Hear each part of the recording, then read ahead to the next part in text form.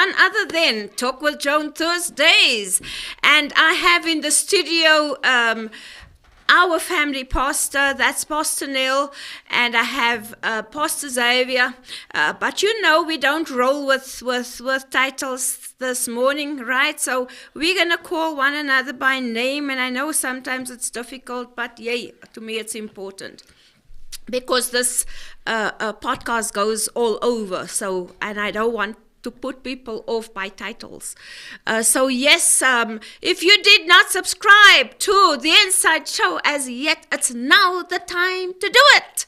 Why are you delaying? Just press that button and subscribe, guys, so you can know what is happening on the Inside Show week after week. So without wasting any time, this morning we are actually speaking on a very important topic that is so important. This is vital. We are talking on, is marriage 50-50?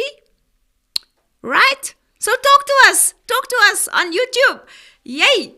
And we will be able, if we can, to answer whatever questions you have.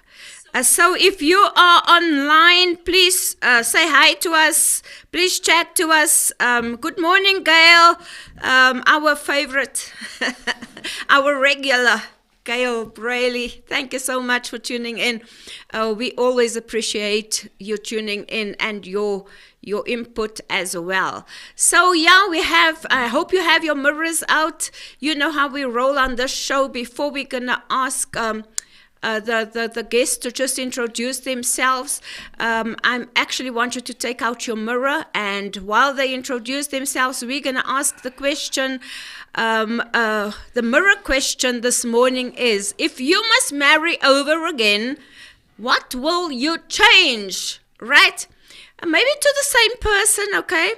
But if you are a married guy or you're a married girl, please, it's with the same person. So if you marry her again or marry him again, what will you change? Right? So that is our mirror question. So while you're taking out your mirrors, let us go and let us just ask our guests to introduce themselves, who they are, where they're from, and are they married, and how long are they married, and blah, blah, blah. Yes, thank you. Pastor Neil. Well, good morning. I'm Neil Hartzenberg. As you all know, the family pastor at Crystal Church. An honor and a privilege to serve in a vibrant church like this. And we are so excited to be here this morning with Joan and with Xavier. I'm married for 29 years this year on the 15th of October, the best day of the year. Not only is it our anniversary, but my birthday on that day. So double celebration. Yes, I hit two birds with one stone. So I'm married to my beautiful wife, Cheryl. As I said, 29 years married, and we've got a beautiful daughter. And as I said, that I serve as the family counselor at Crystal Church, and it's good to be here this morning. Yay. And welcome to spring, guys. Yay. And then Pastor Xavier. Good morning, ladies and gentlemen. I'm Xavier Hendricks, and of course, I run the Monday Morning Shake right here on the Inside Show. So for those of you who do manage to catch that on a Monday, you know what we chat there and what we do there. And then also been a youth pastor for a very long time, 13 years actually to be exact. And so now I'm kind of overseeing what's happening on youth, and also kind of just overseeing what's happening in and around the church. And then also I've been married now for 9 years, more than 9 years. It's almost 10 years. In fact, in April it will be 10 years. And then I got two daughters, 7 and 5.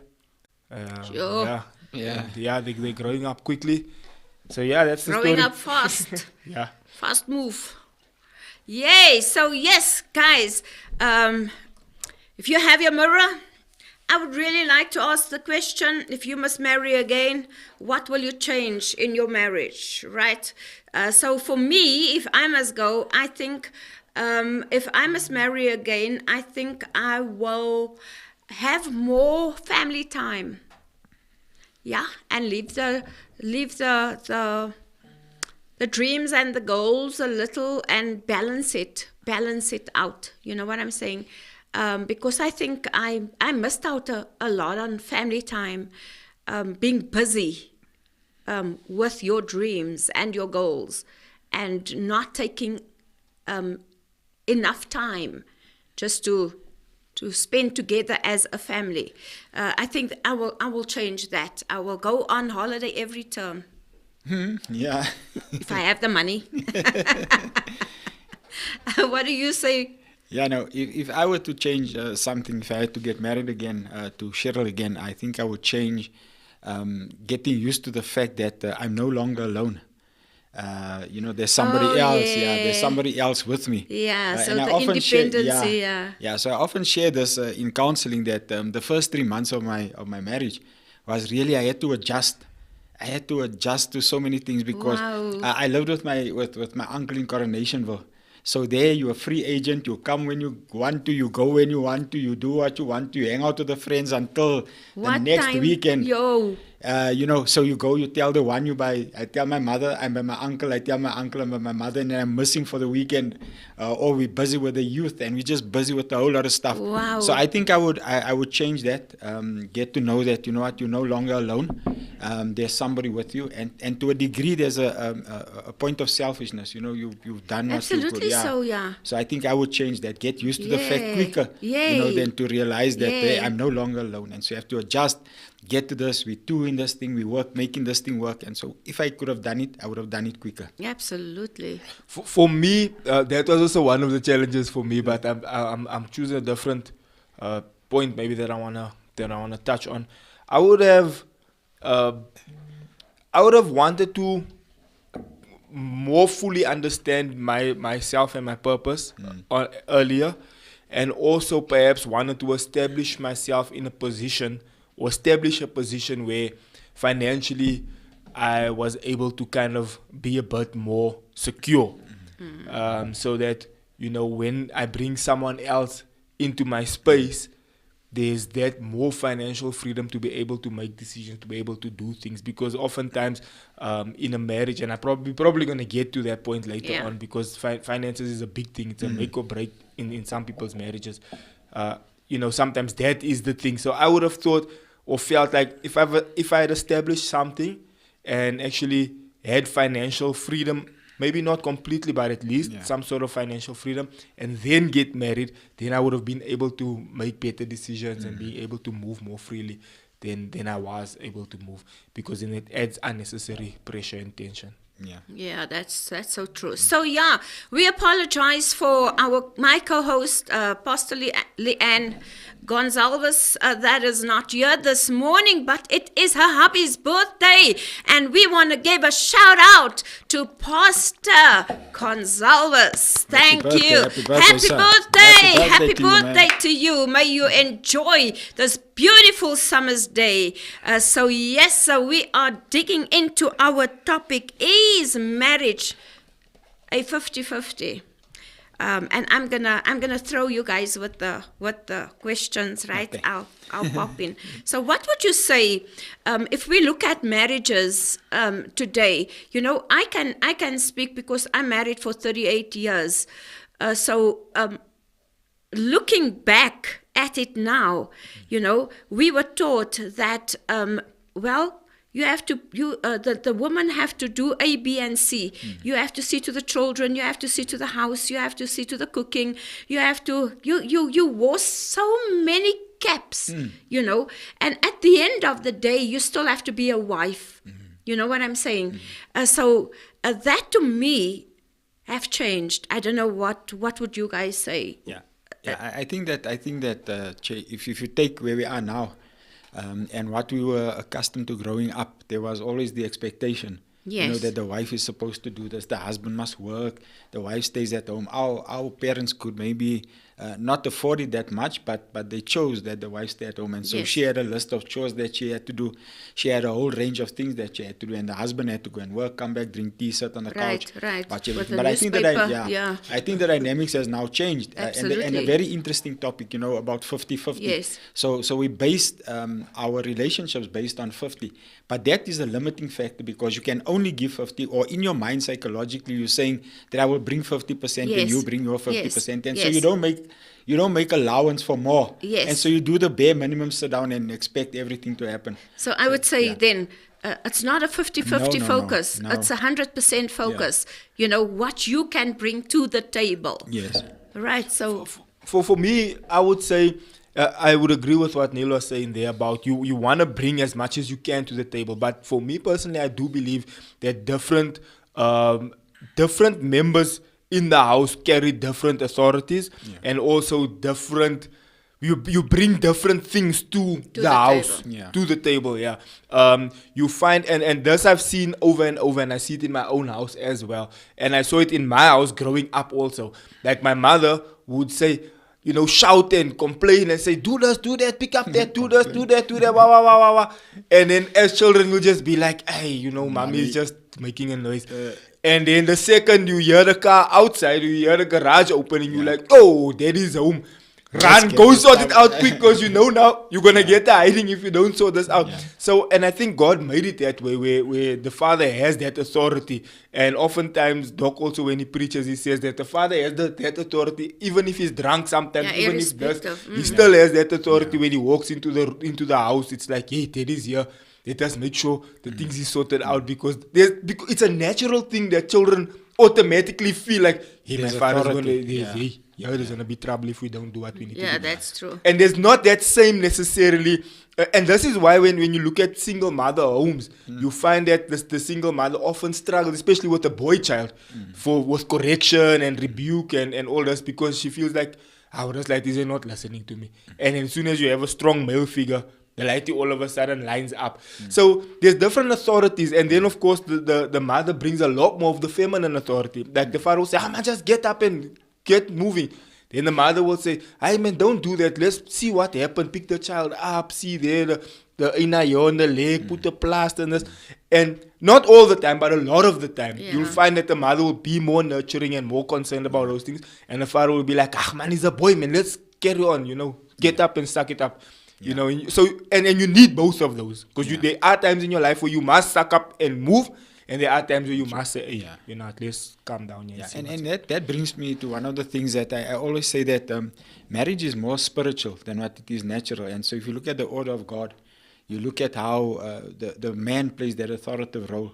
And so by nature, the children will just adhere to that authority. And you see a man's inner characteristic is one to bring leadership, direction, and that is why I tell guys that come for counseling, if you realize who you are in Christ, if you know who you are and you are strong in God, and you know that your relationship with God is good, then you have no problem with the other things that happens around you, because naturally and by nature and spiritually, the children will just line up. And if you look at the mother more, as Xavier says, that there's the nurturing time, and a woman was born to nurture, and it doesn't discriminate gender-wise.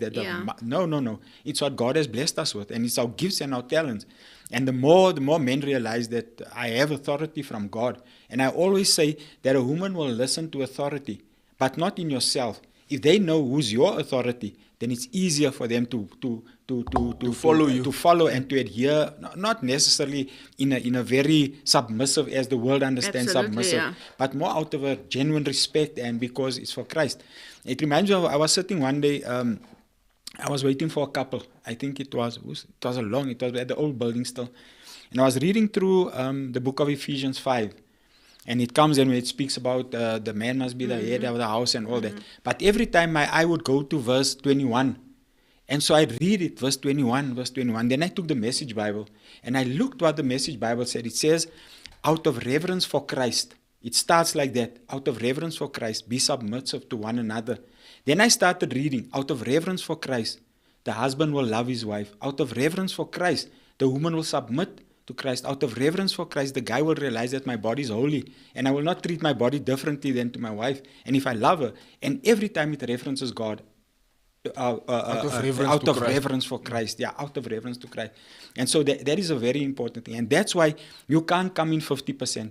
You go in all out or nothing. Right. All out, you have to, in everything, authority, you providing, you being there, you loving, you nurturing, you caring, because a man can also provide that nurture, but not maybe as subtly or as I want to say ugly word, as lovingly. Not that the Yeah. guys are not loving, but the mother just knows Yeah, how. yeah. That's true. So I want to ask, looking at a lot of marriages today, where the wife actually brings in more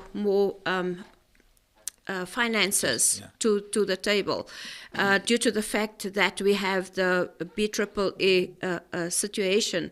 The equity thingy stands today that. Equality, yeah. It stands that a woman gets a job quicker than a man in today's society, right? So now that the women have the job and the woman actually brings more to the table, what do you think a man must feel? Because to me, looking at it, a man have some sort of a pride instinct, something that I'm the provider. the provider. Yeah. Yeah. You get what I'm saying? I am actually this hen spreading its wings over the family. But now that the woman brings in more, where does it leave the man? What does he feel, or how should he then feel from a family perspective? You know what I'm saying? Because I see that this actually breaks a lot of relationships, a lot of families, couples divorce because of this specific aspect when it comes to finances. So what would you say a person can actually help the men out there not to feel inferior, but to actually come to the table as this is one unit? You know what I'm saying? Yeah. So Okay, I think it boils down to what we're speaking about this morning, about the 100%. yeah. That if both parties know that we're coming in 100%, it doesn't matter who brings the bacon. The thing Yeah. is, the ultimate point is that at the end of the day, we need to care, we need to provide, we need to make sure there's stability, so the resources, and here the thing comes in. I think more and more women are getting, and there's absolutely nothing wrong with them advancing in their careers. And so now they're in a position where ladies are in a position where they can command authority on other men who works for them.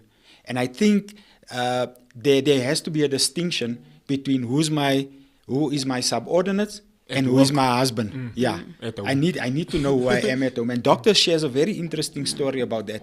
I think they were in Seattle with Dr. Chris Ludwig. Yes. And the lady was a CEO of a certain company. And they were in a boardroom, and they're sitting there, and there's a phone call that comes through. And she says to everybody around the table, "Excuse me, I'm just going to take this call because it's my husband. Right. My PA knows that if my husband calls, that I will listen. take it. Yeah, I'm Absolutely. going to take the call." Yeah. So she took the call. And what she did next is always the thing that I try to bring across. She knows her role as a wife, and she knows and understands her role as a CEO. So, and then the guy comes in, and he comes in with the overall. He's got a little garage somewhere there in Seattle that he fixes cars, walks in with his, and she says, "This is my husband, I love him dearly. Guys, this is his Wow. name." And she introduces him on. And so she brings that level of respect and honor, Absolutely because it so. comes back to. Yes. When we talk about it, the Bible says, Yes. listen, respect your husband, Yeah. do all of those Yeah. things. And I think the ladies need to draw the fine line between who my subordinates are and who my husband is, and what my Yes. role is in that dynamic. Because there she can call everybody to order. And so and this lady said that when I step in at home, I take off my CEO shoes and I put it into the closet. Right around the corner. And that is where she's a wife, a husband. And one can't deny the fact. And sometimes, because we are men, we want to be the provider. We want to do all of these things. We want to make sure that our family. But if the two of them sit together and understand there's nothing wrong for her to say, "Guy, this is what we're going to do for the month. What do you think?" And still allow him the opportunity, to play that role. If, for example, the kids need to buy ice cream and he doesn't have the funds, there's nothing wrong. Say, listen, guy, here's 100 rand. Take the kids out or do something. Absolutely. So that the children also sees that. Respect their father based on that. But there's a sad thing that is happening, is that right in there, money becomes the manipulator of relationships. So because I'm bringing in more money, I will tell you when to go. I'll tell you what you must eat, and that is the wrong thing. So I think there needs to be a distinction between who my subordinates are, my my financial stature in terms of my salary, compared to where my husband is.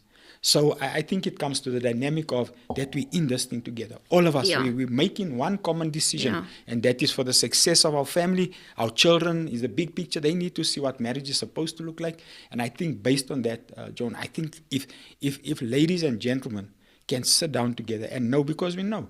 I mean, you and Dr. Carl have got a good example. He went to Bible school, and you were there, but not one day did he ever feel, or did you make him feel as though you are bringing in the bacon and manipulate everything. So there are ways, I want to ask a question on top of that one. So you're a gentleman here with me in the studio. Does it make a man feel inferior when he cannot provide for his family, in the sense that he brings to the table a certain amount, especially men who are unemployed, and is at home? Does it make him inferior? Number one. Does it make him feel that he's lesser man, right? Especially if he needs to do some home chores. Does it make him feel like he's now the woman? You know what I'm saying? I would like us to explore on that a little. Yeah, let me jump in on that, right? So the other day, Anka and I were having this conversation. Anka is my wife, and she was busy watching something on, I think it was not the Discovery, the TLC channel. And sometimes they go and do these like, into the people's houses, and they do like counseling sessions and whatever else. So there was an interesting episode that she showed me, and because we were having this conversation, and I had strong feelings about this, like there's an Afrikaans word that says vermaak, ne?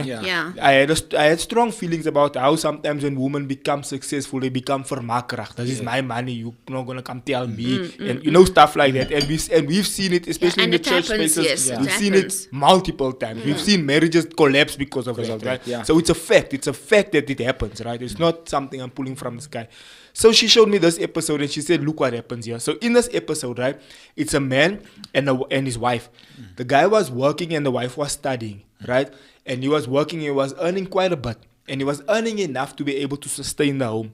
When she was done studying, she got a better position at the workplace and she was now earning more, right? And then they agreed that it's difficult for the children, for the chores, for the up and down. She's earning more. That's enough to cover all the bills. Why doesn't he take a breather and then he does the up and down and then she'll bring in that money? And then he agreed to it. He sat around the table and he agreed to it. And here's another problem that we as men do. When we're unhappy with something, we quiet for a long period of time. And what begins to happen is, and we've seen it in men's ministry. I mean, we've been in church for years. When we have men's ministry, we have these heart-to-heart talks, and the gents drop the guards and start talking. Then you hear the truth of how they really feel. Then you hear them saying, brother, this is not right. I can't. But in front of people, they're like, no, I'm all right. Everything's fine. I'm running my thing. I'm feeling all right. But when they drop that guard, they share how they really actually feel. And so this counselor came into the house, and the counselor sat them both down. And the counselor asked, now, so what's going on here? And then the man started explaining, I was earning more, I was doing this, I was doing that. The second she started earning more, and I started doing the home chores, she started treating me like I'm one of the children. Sure. And she started making sure that I feel like I'm one of the children. Okay. Like she's the parent. Because she has the money, she's sitting with the wallet. So how much do you want? No, why? This and that. So then the counselor asked the interesting question. The counselor said, how do you feel about it? He says, I'm unhappy about it. So the counselor asks why. He says, because there's certain bills that are not being paid. There's certain priorities that are not being met. There's certain things that when I was bringing in that money, I would make sure first the house is paid, first the electric bill is paid, first the water bill is paid. I would make sure those things are done before. And oftentimes I find her coming with new shoes, new this, new that. Yeah. And when we have that conversation, it turns into an argument. And so then the counselor asked the wife, is this true? Then she's like, then she started becoming, yeah, it's most my money if I want to buy me shoes. What? Why is he worried? What? Then he said in front of the counselor, can you see? And this is what happens when we have these conversations. So I end up just keeping quiet. Yeah. And so I found that to be true in many That's occasions. true, Not yes. all, That's but true. many. Because again, when we is, go yeah. innately to how God created Yes. us, we were made, and I see it in my own house. There's sometimes if the budget is tight, I'll tell my wife, hey, we have to make sure this and this is paid. Otherwise, we don't have a house to live in the first place. Yeah. Otherwise, they cut the lights and cut the water. Yeah. And then she's like, yeah, but we need to make sure this and this. I say, I know that, but that's second priority. Yeah. This is first priority. And so innately how we made as men, we want to provide and we want to make sure things are okay. And sometimes I'm not sure if that was necessarily always true when it comes to our counterparts. That's my thought process. Now, from a counselor's perspective, what will you say as a family counselor if this was a couple who actually is in the same scenario? You know what I'm saying? So what would you tell them how to maneuver past that situation? What should the woman do? What should the guy do? Okay, so I think it boils down to two things: maturity, Yeah. and the other one is couples need to understand that we are not in a space of compatibility with one another, but more complementary Yes. toward one another. And if you take just the two That's words, what came up compatibility, in my mind, yeah. So compatibility is if this part don't fit with that part, we throw it out of the window. Complementary means that I add value to you. So no matter how much money I bring, I add value to you. We look at it the same. So if there was a couple that I'm seeing about that, I will do a simple illustration. I get out the budget that I do during the premarital counseling. Let's sit down and put down all the debt of the whole household. Come and see what needs to be paid. Okay, so Right. you bringing in 2 rand, you bringing in 10 rand. We've got debt of 65 rand. So the main purpose is here. I want them to understand that if those bills and if those needs are not met, then you know what? The family is going to struggle. Absolutely There's so. not going to be food. The house is going to be, That's true. the car is going to go. Yeah. So I think it comes down to maturity. And the other thing is to understand that we are complementing one another, because the tables will turn and then I'll be in a position to do that again. And more often than none, I've seen that guys will step up to the plate. They will not run their responsibility. I mean, if I take in my own life, that whatever money and Yeah. comes in here, it goes right back into the house. Yeah. First things go back. Yeah. We see what we can sort Yeah. out. So I think it comes back to maturity and also the agreement that has been made. Listen, we both understand that I'm earning more money than you. Money must never be a manipulator. issue. Yeah. Yes. And I often Yes. say this, that money is not a good enough reason Yes. for relationships. Yes. It's too menial. Money is too Amen. small. You have 100 rand now and it's gone. And so the value of it is that how we complement one another in this. So rather look at it in that light. And I want to bring understanding to that we have as a family. This is the budget that we have in front of us. If those things, as Xavier said, that if the house is not paid, it's going to be taken away. That overweighs shoes. We'll get to the shoes later. We'll get to the clothes later. And I think is to bring both couples to an understanding and get to a mutual agreement as to this is what we're going to do. Absolutely. Because right there you can make up your mind, no, I don't want to. Let him go look for a job. But he was But just you agreed. retrenched. But we Yes. agreed. Yeah. And so going back to the agreement that has been made, the same like you say your vows, the same like you, I think that is one aspect that has to be considered, is that we are both here now. And this is what's going to happen. We're gonna make sure that the house is sorted out. Everything else we will deal with. So I think one of the things is just to bring the couple to an understanding of where you are at financially, and then both work toward that. And also taking responsibility, yes. because you know, when you were dating, you fell in love with the man, Yes. not his money. Yeah. You understand what I'm saying? I know in today's society, a lot of people fall in love with the money, with the things. You know, marriage is not about things. Marriage is deeper than the things. Marriage is who you are. Who are you getting married to? Who are you cleaving to? You know what I'm saying? So that is very important to understand, that it's the partners, it's both our responsibility to see to the household. So it's it's the man's responsibility, it's the woman's responsibility to see to A, B, and C. I think, and that's where the mistake comes in, that the man have to see to the bond, the man have to see to the, the big stuff, the big stuff. And then the woman have to see to the clothing of the children and the family and blah, blah, blah. It's always like that, but the women have more money, to get along with, but the man not. So I think if you put it together, don't you think it's a beautiful thing when everything is put together? Togetherness, because you are in it together. It's not the one party's responsibility and the other one goes her own way. Because I see that, woman loves clothing, woman loves, but if you come to an agreement, I remember when we started off with ministry and we did our dream, and I had my children, and there were certain things that needed to be done with the little that we had. And there were certain sacrifices that I had to make. That, listen, guys, if I must tell you, what is this? Toiletries was actually, to me, I didn't buy toiletries. I didn't.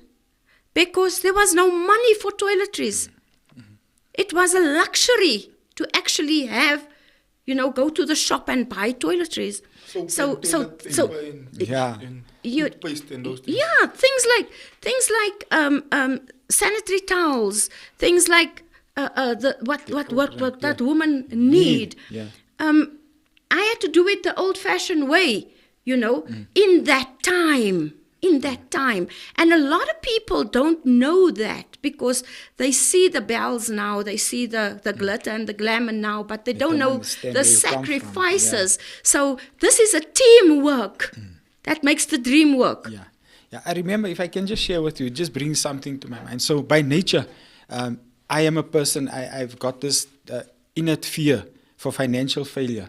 If you do the personality profile, it's one of the things that says, so in nature I have that. So we got married in 94, and I remember I was working shifts still at Lancet Laboratories. So we got married. People who said they will help us with the wedding didn't rock up, so now we got all the stuff. We had to buy furniture and all of those stuff. We moved into our place, nice. So how I would become, when there's a financial lack, I would just become quiet. Because in my mind, I'm thinking, how am I going to make a plan? I'm thinking how. I think a lot of guys are like that. So I'm trying to make a plan in my mind. So what happened at the time was I was sitting, we were on night shift. In fact, I was on a call out and we were waiting for the computers to reboot and to reset, and it takes a while. So we went down to the canteen, myself and one of my colleagues, Edmund Manison. So we're sitting there and I looked at the lady taking from the vending machine. She's got two different plastics and she takes out the Coke cans and puts it into a plastic. Wow. So I think, okay, here's my way out. So I started collecting this. I had an old blue Golf that I took out the seats. And that is how I started to, try to supplement our salary and our income, because it wasn't a lot. We got bigger responsibility now. So I started cashing, and I would take it on a Saturday, go change it, get 100 Rand, 200 Rand, and that. But there was one time when there wasn't, because it was now winter and a lot of people don't drink a lot of cold drink. So here, there's not enough. So this Saturday, I'll never forget it. I came home. I was working that Saturday morning. So I came home. I went to the room and I just sat there. Now I'm thinking, hey, it's month end is still far. I need to, and in my mind is this thought. Yeah. You know what? I didn't marry Cheryl to come and struggle with me now. And that is the thing that's coming on. So Cheryl come and say, what's wrong? I said, nah, I'm all right. I'm just watching TV. But she could see. Then she said something, Joan, that really almost lifted a burden from me. I said, you know what? We don't have money for tomorrow. We don't have what you call it. Then she said, you know what? You don't have to carry this alone. I'm in this with you. You're awesome. And that is what released me. That's a wise today. woman. Yeah. Till today, you won't believe it. I tell couples that come in, I can't remember the last time Cheryl and I fought about money. Because money is too menial to come into our relationship. Definitely. We married 29 years. Maybe that first 2 years was something when Cheryl would buy shoes and go straight to the room, and I know, okay, 2 weeks later, oh sister, you got new shoes. My mind is saying we could have taken that money and pay Edgar's or whoever. But I think that I think when we get to all of us, both men, it could have been me Yes. saying that to her, Yes. or she's saying that to me. I think when we get to that type of understanding that I'm in this with you, Yes. then it changes Yes. the narrative of Yes. where we're taking this Yes. into. Yeah. Yeah, So I Gail, think that Gail is- Brayley says 2 is better than 1. Yes. Yeah, so and the togetherness is vital. So what would you say when it comes to chores? Is it 50-50? Or what would you say? Because this is very guys.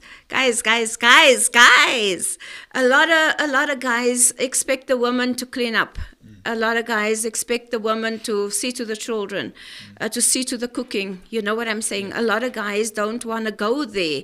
But what if my energy is so low, as a woman, and I don't have the energy to actually go there, My haar is glad, julle.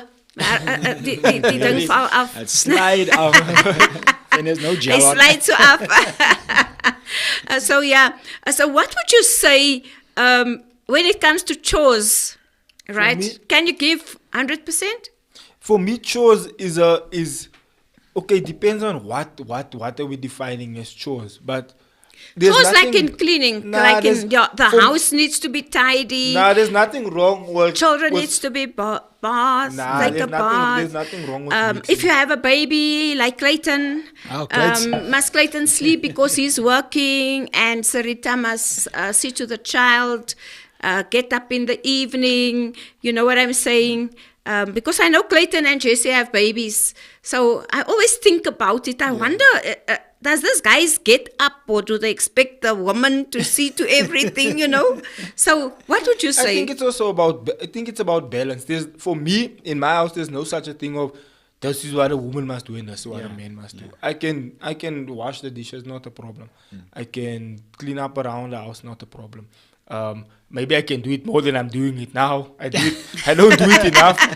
But it's not an expectation that Yeah. There's a woman's thing. I'm not. Then there are guys that reason that way. I've spoken to James. Yes. Like, that is for the frauds. There are guys who reason that way. I don't reason that way. If I need to clean something, I need to clean it. Sometimes now lately, Anka's been going now every weekend. There's no conference. Woman of God. It's woman of every God. weekend no vet. Yeah. And I'm It's sitting- women's conference. It was Women's Month. Was every weekend the conference, and then I'm alone with the children at home. But for me, there was never a thing where it's like, "Hey, this is a woman's thing. I'm not gonna sit and do a woman's job and what." And when she's gone, then I clean up there, I sweep up there, I clean the yard there, I do whatever. And then I clean the car when I want to clean the car. So for me, there's not the issue of this is for the Who's woman doing and this what? is for the guys. But for me, I do like to have the responsibility of paying the big things. I do want to feel like, okay, Yeah. I'm sorting out the big things. Yeah, I'm the man. Yeah, So I do also understand. you see it's a different society that we're living in. So you find that in our parents' time, Times, yes. they were at home. The woman was at home, and the men worked. Yeah. Right. So it was expected from the woman who's at home to actually do Do the all those chores. things. But it would make Right. sense. I mean, now I'm at work. Absolutely. What are you doing? Sleeping Absolutely or so. Yeah, and that's the right thing. Yeah. It's different, because if you're at home, then do what you're supposed to do as a woman. You know what I'm saying? Yeah. And it can be vice versa, Versa. because I know of men who lost their jobs, who are now doing the home chores. Yeah. Right? That to me is beautiful, because it's the togetherness. We are in this together. Yeah. But it's not even just about necessarily the sake that it's a chore. It's about now who wants to live in a dirty house. place. I come Yes. downstairs sometimes and my children mess the whole. They have this thing where they take the cushions off the couch, then they make a tent and they make the whole floor full of a cushions fort. and things. They call it a fort. Yeah. And I come downstairs in the house, look dear maka, and it irritates me. To a certain extent, I also have a bit of OCD. I don't know, get it from my mother or what. And then I come and it looks dear maka, and then it like craps me when I'm like, man, it's morsagi. And then I'll do something about it, because even I get into the car and it's dirty.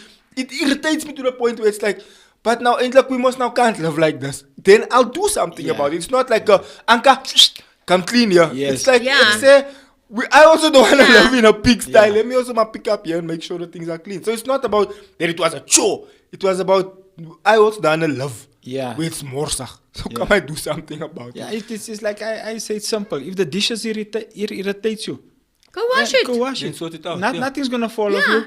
Yeah, In because fact, but Pastor Neil, it brings some sort of a argument Yeah. Yeah. when the gentleman comes and the Calculating, dishes yeah, are. yeah, You see yeah. what I'm saying? So it's very important. Once again, as you said in the beginning, maturity is key. Yes.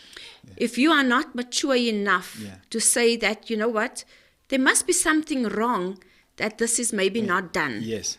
You understand? So let me do it. Let me Yeah. fix it. I mean, if Because you come and that's see the our- dishes that's is so our home. high. That's our home. Yeah. At least try do something. I saw a meme the other day where a guy was saying this is why it takes men long to wash the dishes. They're always playing the music loud there. Then he wash one cup, then he Then put it dance. down, then he's dancing there, he's shooting the thing there. in the sky. Then he wipe the other lap.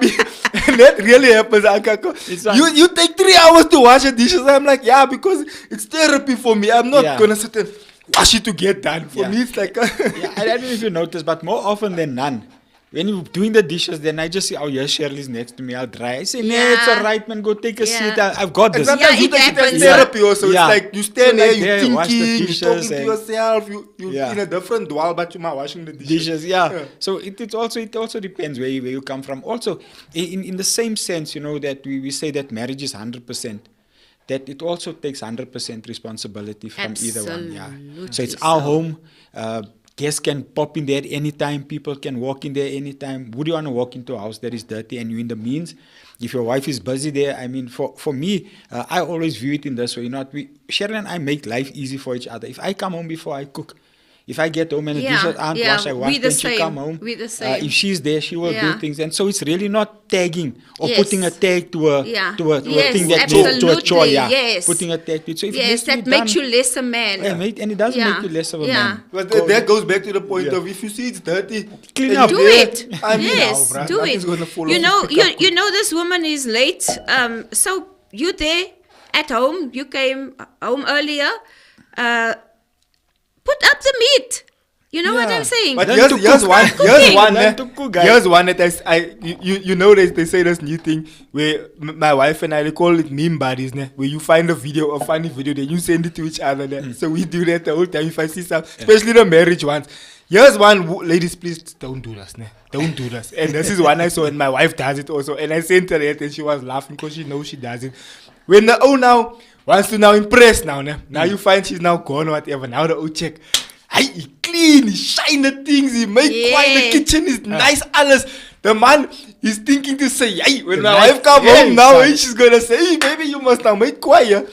So now this meme is like us, and this happens to me. The clean, he shiny, do alles. Now he's waiting for his vrouw to come home. Now he's there at the window, he's checking.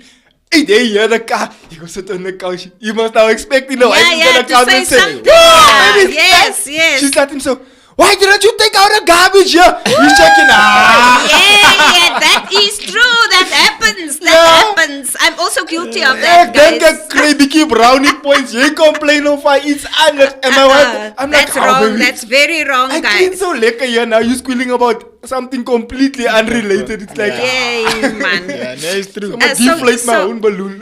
So yeah, I just want to quickly go over to the few comments that we have here. Thank you so much for tuning in. We have Gail who says good morning, and then Dalmain Abrams says good morning, my pastors. And then Lucinda Peterson says, the instruction is clear. The woman has to understand that the man is the head. No matter what she brings in, that money belongs to them, to their household, and they are a team. Yes, Gail. Then Dalmain says, well said, Pastor Neil. Couldn't agree more, Lucinda. And then Gail says, where a woman is a breadwinner, I believe it's important that a wife honors and respects her husband, and at the same time, her husband needs to be confident in who he is in Christ and in a marriage. I want to say amen to that. She also says that the togetherness is key. two is really better than one. And then Gail also says, I am the most spoilt wife on this earth. My husband does cooking and chores all the time. He does this because he loves to lighten the load and do teamwork. He's often more my help, lol. So yes, you are really very spoiled, Gail, and thank God for a husband like your husband. And then Lucinda says, as a male, his image would be scarred if he has to be a home. It is the wife's responsibility to ensure that her husband still feels like the head of the house. She has no right to belittle him. That is an amen to that. And then she also says, it's in the depth understanding of the love between two people becoming one. It is the covenant entered into that allows you to know an understanding of partnership, the commitment and the sacrifice.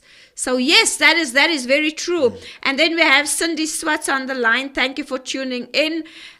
Who says, chores, wars, lol. Our motto is, we'll pay someone to do it. Yeah. Hey man. Good No for you. prache. You can afford it, that's If all you right. can afford it, Well done. why not? If you Why can. not? Make your life And then Sonia Foster says, greetings family. To share chores is always a team effort for us. It is the unnecessary expectations we put on each other as a couple. I fully agree with that. Then Sarita Miles says, Clayton slap nie Pastor Joan. Ja. Nou, hou hom wakker. I shame man. At night I breastfeed and he burps and changes nappies. We help each other on everything. If I cook, he washes the dishes. That's my boy, man. Hi, man. If he cleans the balcony, I clean the house. Awesome, Clates. Awesome. She says, as newlyweds, we find that it is important to communicate when you are unable to bring your 100% to the table. Yeah, and that's my next topic, communication. And allow your partner to fill the gap for the benefit of the home and the relationship. Oh, I love it. So yeah, and then we find Candace Sammy that says, thank you, Mr. Sammy. You do exactly all of this and I appreciate you. Yes. And then I wanna jump on that, the communication part of it. Many times you feel that people go into stillstaper, right? Yeah. When they don't like something in the relationship, right? So they rather withdraw than to communicate. Yeah. The unhappiness. So what would you say with regards to that? For me, I think Sometimes you want to keep quiet. Sorry. Sometimes you keep quiet for the sake of peace. Yeah. But then there's no peace. I was gonna say that a lot of times, and I see this more often among guys also. They avoid it because they just thinking, hey, but I don't have lust for this. Yeah. And I see it to be true in a lot of things, especially with these memes that you see about couples and marriages and that, where the old chicks, ish, I'm not going come to on, my once keep quiet, I'm now just gonna start something that I don't have lust for. And oftentimes that is what causes people just, especially the guys I'm speaking from a guy's perspective, to just think, ish, I'm not gonna bring this up because it's gonna start a fight that I don't feel for. And then I would say from the ladies' perspective, if there is a conversation to be held, let's hold it amicably and let's have that conversation and say, baby, you know what? This and this, I'm unhappy about that and that and that. Because if it escalates and turns into an argument, then that's where people are going to avoid it. That's where people are going to think, gosh, I'm not into this. Let me just leave this thing alone. That's been my observation in my marriage. Yeah. You know, communication is one of the things that couples always struggle with. Yeah. You know, and I think from, as Xavier says, from a guy's perspective, sometimes you wanna keep the peace if you wanna get into confrontation, and sometimes that is a two-edged sword, because if you do, damn if you do, damn if you don't. So I think once again is to, and I always say that, you know what, we'll never be as husband and wife, you will never understand each other until the day that Jesus comes. Yeah, it's a fact. We'll huh? never, because about It's two different different temperaments, people. two Yeah, different yeah, people, yeah. dealing with things Yeah. differently. So, if there's really something that could stand out, Sharon and I also learned something, that I know how I am. Sometimes I react too quickly. My mouth goes before my brain. And that also can be a problem, because now you think you're going to say something, you keep quiet. You're right. But in that moment, maybe there was an answer that was needed. So I think communication is very relative to the couple's personality types.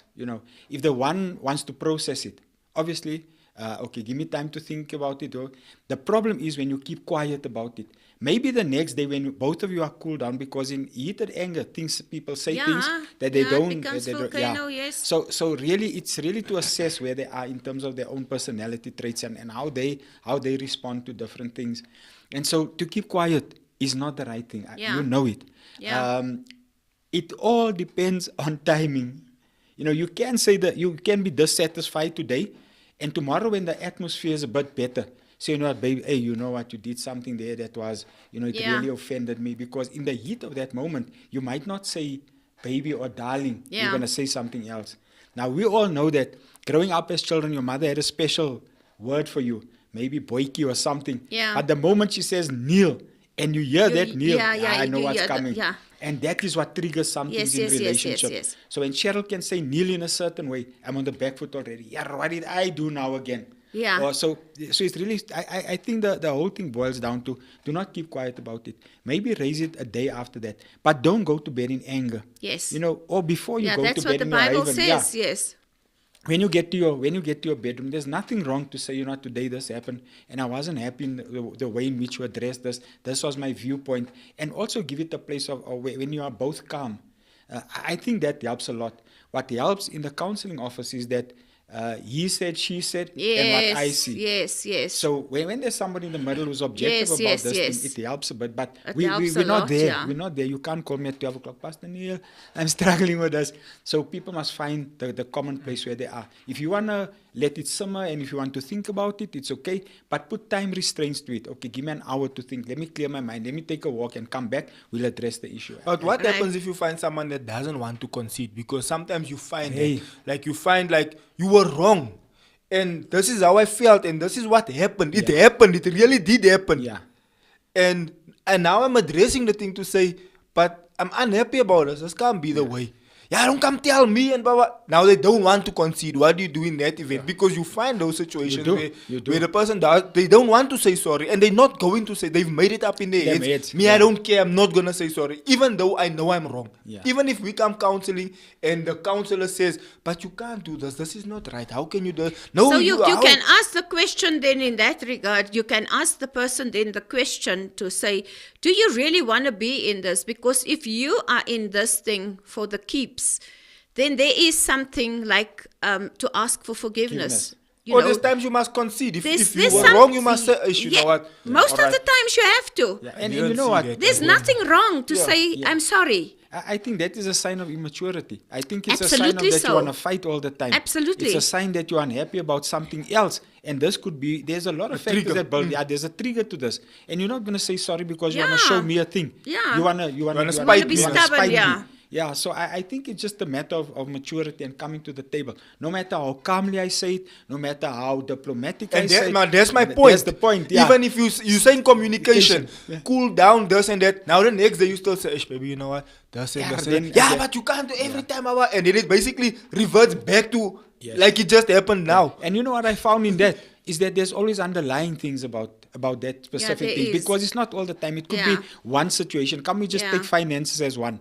Maybe they struggled both parties struggled in their lives, and they had a hard bringing up, and so now this one thing raises its head.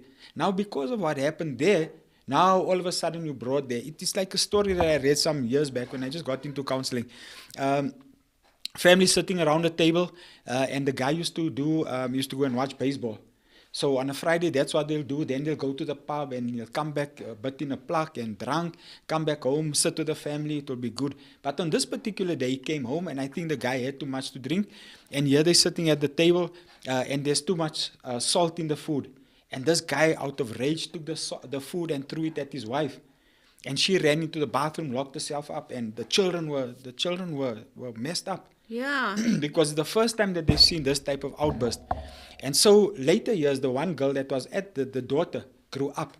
And something happened. One day, her husband came home and he complained about the amount of salt in the food. Yo. And it put her into that. So sometimes there's underlying things Yes. for specific things that you saw. So, yeah, and Yeah. things that you've experienced and things that you, Yeah. maybe in a previous relationship that caused hurt, and you feel that I'm not going to say Yeah. sorry because of somebody else. It's unfair and it's not right. So get to that place and identify that in yourself. And it's frustrating to be at that point where you're diplomatic and you come and you want to sort the thing out, and this And person... they don't want to concede. Yeah. But I think there's a whole conversation of for a whole something show else. Yeah. to speak about your upbringing and your parents Yeah, and the how root you of saw things. everything, Yeah. yes. Because I've found, and this is what I also say, as being a youth pastor for all the years, when the lighters now want to joel and they want to this and that, and they ask, hey, Zix, what do you think, Master? Then I say, hey, brothers, things that my parents taught me to look for, that I'm going to Yeah. tell you now to Yeah. look for. Check the house, check the upbringing, check the relationship with their parents, check this, check that. Because 100% it's going to play out in your Yes, marriage. absolutely. 100% it's going to play out in your marriage. Yeah. There's That's a no fact. if, but, or maybe about it. Yeah. It's going to play out in It's your gonna marriage. come out And there. you're going to have to deal with it somehow, go for counseling, do something. But the fact that it's going to come up in your marriage is guaranteed. Yeah. Yeah, and that's how you're gonna handle the situation when you're in a situation. You have to always think, why am I in this relationship? Yeah.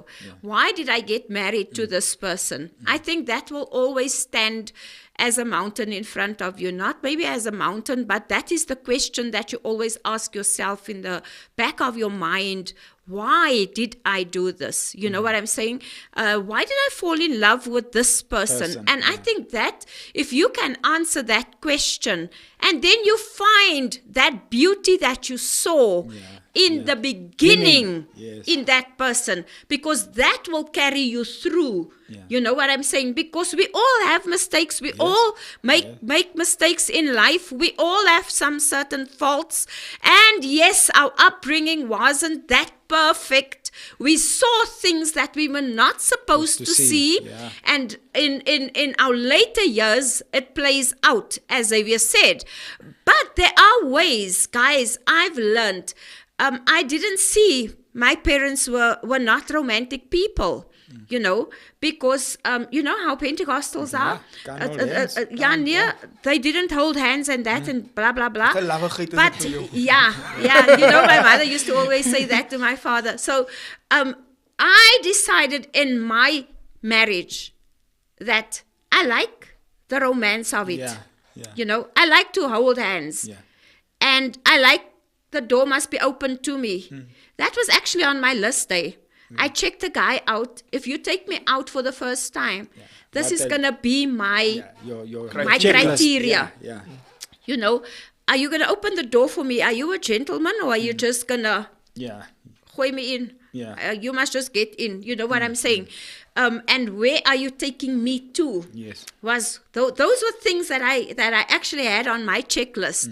And I think it's important then to understand that what's the type of person that you want to get married to? Yeah. And if you find that in him and the beauty that you see within the person, then every time when things comes up, guys, there's nothing wrong. It's not a weakness to say sorry. Yeah. It's not a absolutely weakness not. to fall into your mistakes, Yeah. your faults.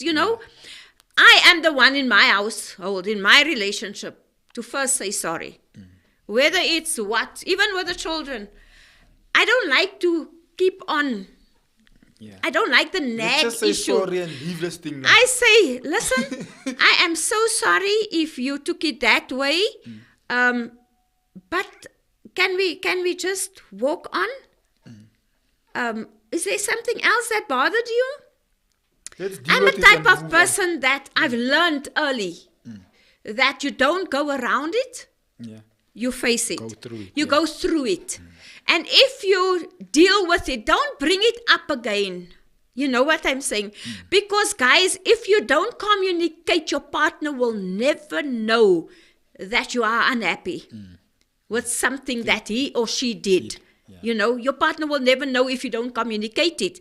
So there's a way of communication. And I want to please ask the woman, because I saw this early in my personal life. I saw this. It's the way, it's the tone of voice for women. And sometimes you have a pitch Yeah. in your voice. You know what I'm saying? Comes Like across me. as disrespectful. And it comes across that your husband takes it in a different way. Now shouting me now. So sorry, man. What's up? Why are you doing like that? Yeah. You know? And then you have to say, no, I'm sorry. I don't mean it like That to way. be a fight. No. I'm just saying, you know, A, B, and C. So I think that we must watch the tone of our voices. Yeah. There And was- that's there for was- both. That's for both parties. Watch the tone of your voice. Watch the attitude. Watch the time. You know, I can't believe it. Watch the I time. can't believe Watch it. the time. Time is done. But that is vitally important. So that is just what I wanted to bring in. And you know what, guys? I can't believe, but our time is actually up. And I see there's quite a few others. Eileen Peilman, thank you so much for tuning in. She says, in the beginning of our marriage, I was working on a Saturday. My husband used to look after our baby and clean and clean, and it was not a problem for us. And that is maturity, right? And then Sonia, she also says communication is key for forgiveness and for togetherness. Sorry, I believe in that. She says, very well said, Pastor Neil. And then Candace Sammy says, I read that. Kizia, seeking my mother's not what you say, but how you say it. Yeah, that's very true. It's how you say something to your partner. So I don't know your last remarks, guys, and then we must say goodbye. I can't believe the time flew. Yeah. Goodness. I wanted to just say something on that point of tone. When we first got married, Pastor Neil knows, he was our counselor. And the Anka used to have this thing where she likes sarcasm. Like but she was like that when she's speaking to a brother or sister or whatever. And when I met her, I wasn't used to that and I didn't like it. It came across as disrespectful to me. So I kept telling her, don't be sarcastic with me, please. I'm trying to explain something to you being sarcastic. And she had to, over probably the first 6-7 months, she had to realize, hey, this thing keeps on causing a problem. Yeah. So she had to literally switch it up and realize, my husband doesn't like it when I'm sarcastic. He takes it as disrespect. So even if she's not meaning it as disrespect, I'm taking it as disrespect because why being sarcastic with me? And she had to consciously make a thought effort and say, let me switch this up. Let me stop doing this, especially when I'm speaking to him, because it just causes an issue. So that's the thing that you were saying about tone and about being rude and about coming across disrespectful. Even though sometimes that's not how you mean it, but if it comes across that way, maybe just switch it up and say, let me change this because it's causing an issue unnecessarily. So, but I think there's a bunch to be said about this conversation. Yeah, especially the communication. I think in closing, I want to say to people that would like to get married, don't go into getting married with a 50-50 mindset. Yeah, no, it's 100%. Go in all out. Go in 100%. Don't limit yourself in what you're going to give, because it's more blessed to give than to receive. Yes. In what you give, you're going to receive. If you give 100%, you'll get 100% back. Absolutely so. And I want to say that marriage is not a transaction. Marriage was birthed in heaven before any other religion first. Marriage was done there. It was after the creation, and God had done everything. And the thing about it is that marriage is more spiritual than what it is natural, because it was birthed in the Garden of Eden when God saw that Adam couldn't be alone. Yeah. And so marriage is that one thing. So he made Eve. Yes, he made Eve. He let Adam sleep. We'll talk about that on another day. Yeah. But at the end of the day, I want to say to you that if you aspire and if you want to get married, go in with the mindset of all or nothing. Get married with your all and leave it if you're not prepared to give anything. Do it because we're in it for the long haul. We're in it for the I know about people who are living together. Living together is not God's order. It's not God's order, because that is where you give 50. Yes. One foot is in and one foot is out. Yes, You leave the back door That's open. right. You You leave the back door open. In Absolutely marriage, so. you go in and you close the door, and this is where we're going to Absolutely. work. Yes, you And commit. commit to Even it. that Yes. sort of, if I don't like something, I'm gonna leave. There's no No, divorce. no, We no, don't have that. no. We here. No, Yeah. you don't even mention the D word. No, Yeah. it doesn't happen. And Doesn't so, happen. in closing, go in 100%. Make sure that you know what you want. Go in there 100%. And also, I want to say this, that all of us in our marriages, we need to take 100% responsibility for where our marriage is going. Absolutely. Both the negative and with the positive. Thank yes.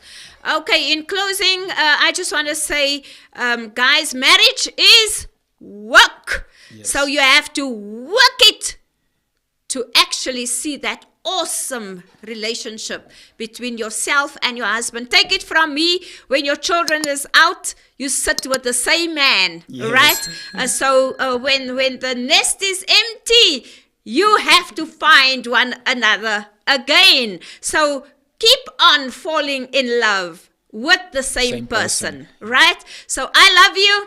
God loves you best. Go in the peace of the Lord. Mwah.